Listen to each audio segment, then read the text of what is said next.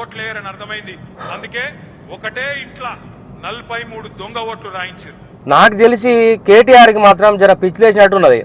ఎందుకనంటే ఇక్కడ జూబ్లీహిల్స్లో ఉప ఎన్నిక వచ్చే వరకు జర దొంగోట్లు గుర్తుకొచ్చినాయి. నువ్వు ఏదైతే ఆరోపణ చేస్తున్నావో 43 మంది ఓట్లు దొంగ ఓట్లు ఉన్నాయని చెప్పి మాట్లాడుతున్నావు. కానీ ఎలక్షన్ కమిషన్ ఏం చెప్తుంది? 43 మంది వీళ్ళు లోక్సభ ఎన్నికల్లో కూడా ఓట్లు వేసిరట. వీళ్ళు ఇప్పుడు ఖాళీ చేసి పోయిరని చెప్పి అక్కడ ఉన్న ఓనర్ చెప్తుంది. 8-3-23/B/160లో 43 మంది కిరాయికున్నారు. అలా 39 మంది ఖాళీ చేసి పోయిరంట. నువ్వు దొంగోట్లు ఉన్నాయని చెప్పేసి మాట్లాడుతున్నావు. గత పార్లమెంట్ ఎన్నికల్లో కూడా వీళ్ళు ఓట్లు వేసిరట. నువ్వు దొంగోట్లు ఉన్నాయని మాట్లాడుతున్నావు. ఓడిపోతామనే భయంతోనే ఖాళీ చేసిన వాళ్ళని తీసుకొచ్చి దొంగోట్లు ఉన్నాయని చెప్పేసి మాట్లాడుతున్నావు.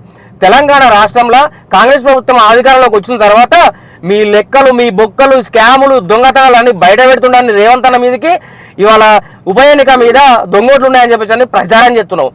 ఈ దొంగ మాటలు ఎందుకు? రుబాబుగా మాట్లాడు ఏది చేసినా కానీ.